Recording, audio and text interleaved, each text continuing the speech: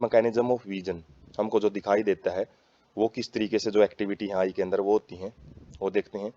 Light rays in visible wavelength through the cornea and lens.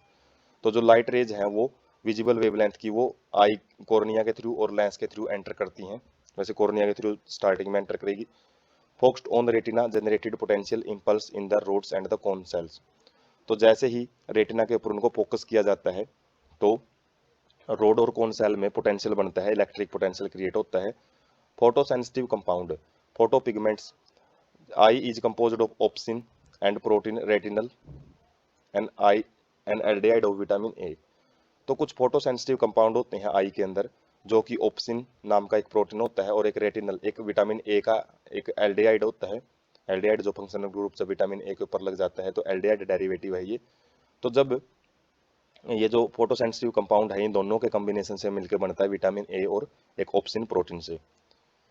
तो light induced dissociation of retinal from obscene. तो retinal और जो obscene है ये दोनों अटैच होते हैं, लेकिन जैसे लाइट गिरती है इनके ऊपर दोनों अलग अलग हो जाते हैं और इनकी जो स्ट्रक्चर है, ऑप्सिन की जो स्ट्रक्चर है, प्रोटीन की स्ट्रक्चर, वो चेंज हो जाती है और इसकी वजह से काजिंग मेम्ब्रेन परमेबिलिटी चेंजेज। और जैसे हमने जो एक्शन पोटेंशियल डिस्कस किया था फर्स्ट पार्ट में, वो कैसे बनता है, जो चार्ज है वो अपोजिट होते चले जाते हैं, उसकी वजह से वहाँ पे तो हमने जो परमेबिलिटी है सोडियम की वो देखी थी, वो चेंज हो गई थी।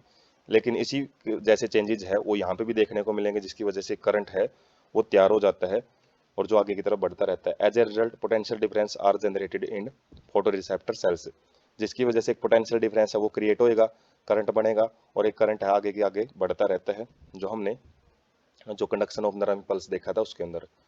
Produce a signal that generate action potential in ganglion cells and through the bipolar sales.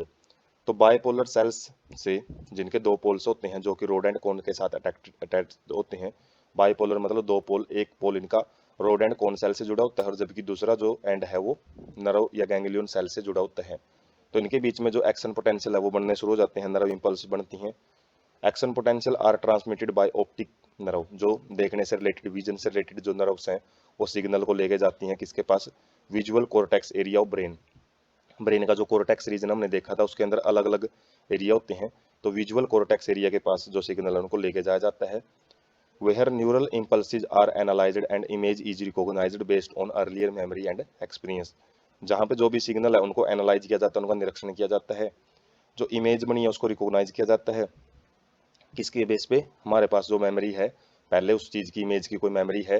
जैसे हम अक्षर को कैसे पहचान पाते हैं, क्योंकि वो अक्षर पहले से हमारे पास जो लेटर्स हैं उनकी एक इमेज ब्लूप्रिंट पहले से ही होता है, तभी हमको पता लगता है भाई मेमोरी लिखा हुआ है या एक्सपीरियंस लिखा हुआ है। तो मेमोरी के बेस पे ही हम लेटर्स वगैरह है या फिर इमेज है किसी भी चीज़ की उसको देखते हैं। तो यहाँ पे जो एक जो हैरान कर देने वाली बात क्या है, आई के अंदर जो भी इमेज बनती है वो हमेशा उल्टी बनती हैं और ब्रेन ही उस इमेज को सीधा करके देखता है। तो जो इमेज है हमको वैसे सीधी दिखाई देती हैं लेकिन बनती वो उल्टी हैं, क्योंकि जो कन्वेक्स लेंस होते हैं वो हमेशा रियल एंड इन्वर्टेड इमेज बनाते हैं, जो कि हम रिफ्लेक्शन ऑफ लाइट में फिजिक्स के अंदर पढ़ते भी हैं। उसके बाद यहाँ पे हम देख सकते हैं जो मोमबत्ती है, मोमबत्ती की जो लाइट है वो कन्वर्ज करके एक रीजन के ऊपर बना रखी है और वो इमेज हमको कैसी मिलती है, हमें से इन्वर्टेड इमेज बनती है और ब्रेन उसको सीधा करके देखता है। और यहाँ पे हम देख सकते हैं जो लाइट है जब भी गिरती है किनके ऊपर, रोड एंड कोन सेल के ऊपर, उसके बाद बाइपोलर सेल होती हैं और बाइपोलर सेल्स, ये वाली बाइपोलर सेल्स हैं, ये वाली रोड्स एंड कोन सेल हैं। तो उसके बाद जो नर्व्स हैं उनके पास सिग्नल जाता है और सिग्नल को किसके पास भेजा जाता है, जैसे आई है, आई के पास जैसे कोई लाइट गिरेगी तो लाइट जैसे ही इसके अंदर जूम करके दिखा रखे है जो भी रेटिना उसके अंदर चेंज आएंगे और जैसे ही फिर इसको आगे अलग अलग जो विजुअल कोर्टेक्स रीजन है उसके अंदर भेजा जाता है ताकि उसको पहचाना जा सके। और जो कुछ चेंजेज होते हैं, जैसे ये रोड सेल है, रोड सेल में जो सिग्नल है वो किस तरीके से आगे आगे पहुंचते हैं, वो यहाँ पे रियलिस्टिक पिक है थोड़ी सी।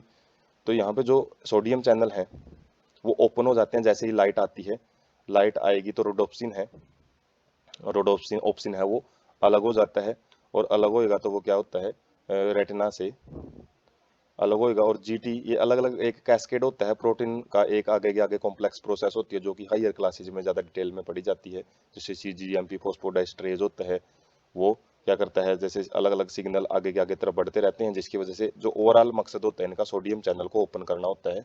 जैसे ही सोडियम चैनल ओपन होंगे तो एक जो हमने एक्शन पोटेंशियल देखा था वो एक्शन पोटेंशियल बनता है, और वो एक्शन पोटेंशियल आगे के आगे बढ़ता रहता है, और जिसकी वजह से वैसे ये 5 5 GMP वगैरह ये बढ़ते रहते हैं। और देख सकते हैं करंट है ये आगे के आगे तरफ बढ़ता हुआ जाएगा, और ये अलग अलग जो न्यूरॉन्स हैं सिनेप्सिस से होता हुआ ब्रेन के पास पहुंचाया जाता है।